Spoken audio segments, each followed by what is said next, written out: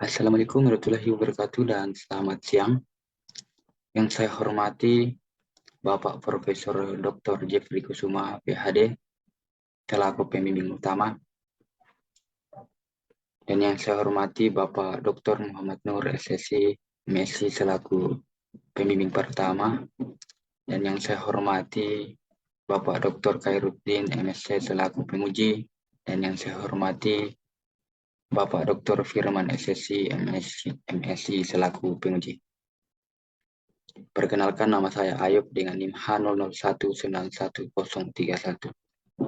Izinkan saya untuk mempresentasikan hasil penelitian saya yang berjudul Prediksi Kinerja Time Series Wheel Performa berdasarkan Long Short Time Memory LSTM. Adapun yang akan dibahas, yang pertama bab 1 pendahuluan, dan bab 4 hasil dan pembahasan, dan bab 5 penutup. Kita mereview kembali adapun yang melatar belakangi penelitian saya, yaitu kinerja direct waktu merupakan informasi yang sangat kritis dalam industri minyak. Prediksi yang akurat terhadap perilaku sumur di masa depan sangat penting untuk mengelola aset dan pengambilan keputusan. Pendekatan berbasis jaringan saraf LSTM muncul sebagai solusi yang efektif untuk menganalisis prediksi data dari waktu ke waktu. Rumusan masalah yang pertama, bagaimana algoritma LSTM memprediksi hasil produksi minyak dengan data hasil produksi minyak di tahun sebelumnya. Kemudian rumusan yang kedua, bagaimana hasil perbandingan algoritma LSTM dengan algoritma lainnya. Tujuan penelitian yang pertama, memperoleh hasil tingkat akurat algoritma LSTM dalam prediksi jangka panjang hasil produksi sumur minyak. Tujuan yang kedua, membandingkan algoritma LSTM dengan algoritma RNN dan NN. Manfaat penelitian, bagaimana mengoptimalkan dan mengadaptasi model LSTM untuk memprediksi hasil minyak bumi dan memberikan kontribusi pada pengembangan metode analisis deret waktu yang lebih efektif. Lanjutkan, kita masuk dalam pembahasan yang kedua, hasil dan pembahasan. Yang dibahas pertama, adapun pembahasan pertama, yaitu algoritma LSTM yang menggunakan inisiasi bobot dengan algoritma tanpa menggunakan inisiasi bobot. Inisiasi bobot ini yang menggunakan inisiasi bobot Newton-Raphson, di mana yang menggunakan inisiasi bobot di setiap tahapannya itu di tahap forget gate, input gate, call gate itu untuk menentukan kekuatan bobotnya itu ditambahkan inisiasi bobot Newton-Raphson. Sedangkan yang tanpa menggunakan inisiasi bobot Newton-Raphson itu setiap tahapannya tidak ditambahkan inisiasi bobotnya, tidak ditambahkan metode inisiasi bobot Newton-Raphson. Adapun perbedaan dari tahap LSTM tanpa menggunakan Newton-Raphson dengan menggunakan inisiasi Windrow dapat dilihat dalam tahapan yang pertama, di mana tahapan yang tanpa menggunakan Windrow, WF-nya itu diambil secara random, itu dibatasi dari 0,5 hingga plus 0,5. Kemudian diperbarui nilai WF-nya untuk mendapatkan WF baru dari nilai WF yang diambil secara acak dari minus 0,5 hingga plus 0,5. Kemudian untuk nilai biasnya tanpa menggunakan Newton-Raphson itu diambil secara random, sedangkan yang menggunakan inisiasi bobot tanpa menggunakan inisiasi bobot, sedangkan yang menggunakan inisiasi bobot nilai biasnya itu diambil dari minus 0,7 hingga plus 0,7. Kemudian menggunakan fungsi aktivasi untuk memperbaiki nilai dari tahapan yang pertama. Adapun di tahapan yang kedua, di input gate yang tanpa menggunakan inisiasi bobot itu WI-nya diambil secara random, sedangkan WI yang menggunakan inisiasi bobot itu diambil dari minus 0, dibatasi, diambil dari 0,5 sampai plus 0,5. Kemudian diperbarui sehingga mendapatkan WI baru. Kemudian nilai biasnya diambil nilai biasnya yang tanpa menggunakan Nguyen-Luen-Rao itu diambil secara random, secara acak. Sedangkan yang menggunakan Nguyen-Luen-Rao dibatasi dari 0,7 hingga fungsi aktivasi untuk memperbaiki hasil dari tahapan input gate-nya. Kemudian untuk sel kandidatnya untuk memperbaiki di tahapan input gate itu menggunakan fungsi aktivasi tan hiperbolit. Kemudian untuk di tahapan yang ketiga, gate itu tidak ada perbedaan, hanya perbedaan dari hasil-hasil input dari atas yang forget gate yang pertama, kemudian nilai gate nilai inputnya, kemudian input hasil dari input gate, kemudian kandidatnya. Kemudian di tahapan yang output gate yang tanpa menggunakan Nguyen-Luen-Rao sama juga, di mana WO-nya ini diambil secara random, sedangkan yang WE yang menggunakan Nguyen-Luen-Rao diambil dari minus 0,5 sehingga plus 0,5, kemudian diperbaiki sehingga mendapatkan nilai WO yang baru. Kemudian untuk nilai biasnya juga diambil tanpa menggunakan Nguyen-Luen-Rao itu diambil secara random, sedangkan yang menggunakan Nguyen-Luen-Rao diambil dari minus 0,7-nya menggunakan fungsi aktivasi sigmoid. Adapun data yang saya gunakan dalam penelitian saya adalah data produksi minyak bumi di Indonesia dari tahun 1973 hingga 2022. Dari data tersebut dapat kita lihat bahwa produksi minyak bumi di Indonesia berubah seiring dengan waktu.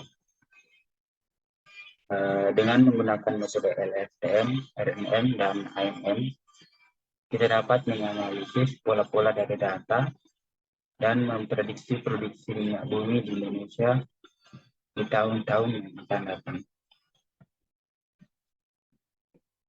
Adapun langkah-langkah yang dilakukan, yang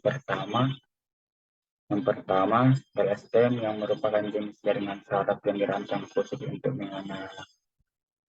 untuk mengatasi masalah dalam menganalisis data urutan seperti data produksi waktu seri. Kemudian yang kedua, RNN yang juga efektif dalam menangani data urutan dengan mempertimbangkan hubungan sekuensial dalam data. Kemudian yang ketiga, ANN pendekatan yang lebih umum dalam jaringan saraf buatan. Kemudian kita dapat melihat metode manakah yang lebih efektif untuk memprediksi data produksi minyak bumi di Indonesia. Adapun hasil dari nilai trading RMSE dilihat dari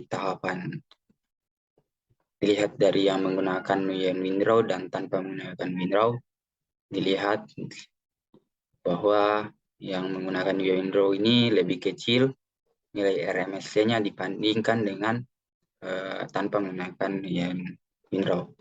Kenapa kita perlu menggunakan inisiasi Nguyen-Luen-Rao pada setiap tahapan? Karena dapat dilihat dari perbandingannya itu di setiap epoch dari 50 hingga 1000 itu menunjukkan bahwa nilai RMSE-nya itu semakin banyak epochnya, semakin mengecil nilai RMSE-nya. Sedangkan yang tanpa menggunakan inisiasi Nguyen-Luen-Rao, setiap nilai epochnya dari 50 hingga 1000 itu ada naik turunnya nilai RMSE. Jadi dapat dilihat bahwa metode LSTM yang ditambahkan Nguyen Win Rao setiap tahapannya ini lebih baik dibandingkan tanpa menggunakan Nguyen Win Rao. Karena dapat kita lihat di epoch 75 itu nilai RMSE-nya itu meningkat, kemudian di 1000 menurun lagi. Sedangkan kita lihat dari nilai 750 di epoch yang menggunakan Nguyen Win Rao itu nilainya semakin banyak epochnya semakin turun. Ini adalah grafik prediksi hasil produksi minyak bumi. Di mana gambar satu ini adalah hasil prediksi yang menggunakan Nguyen Win Rao, sedangkan gambar 2 ini adalah hasil prediksi perbedaannya dari nilai hasil dari prediksinya itu dari yang tanpa menggunakan Nguyen Win Rao itu adalah 7.179, sedangkan yang menggunakan Nguyen Win Rao itu 7.313. Jadi kesimpulan dari hasil grafik ini menunjukkan bahwa yang menggunakan Nguyen Win Rao itu lebih baik dibandingkan tanpa menggunakan Nguyen Win Rao.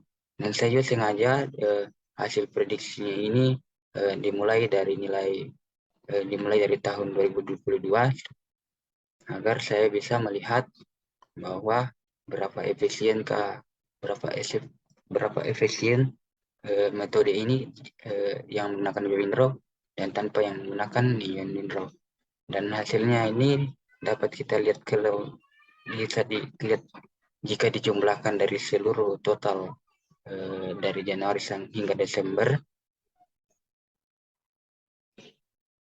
itu totalnya 7.396. Jadi yang mendekati itu hasil dari prediksi yang menggunakan Nguyen Win Rao.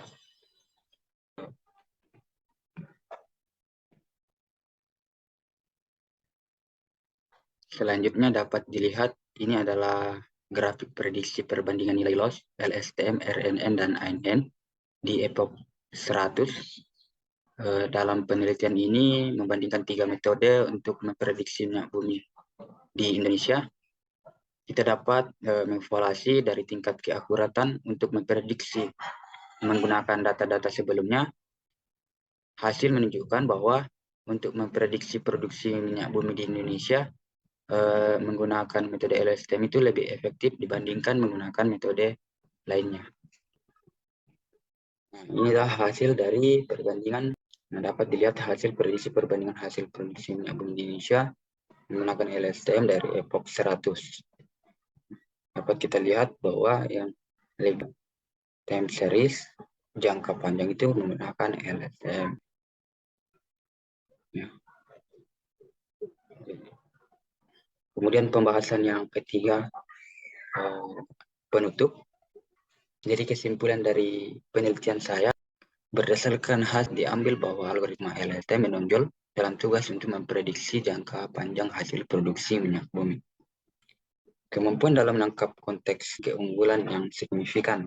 Jadi pemilihan antara LSTM, RNN, dan ANN harus dipertimbangkan berdasarkan dan tingkat ketelitian yang diinginkan. Dalam banyak kasus, LSTM dapat menjadi pilihan yang kuat untuk memprediksi time series yang kompleks.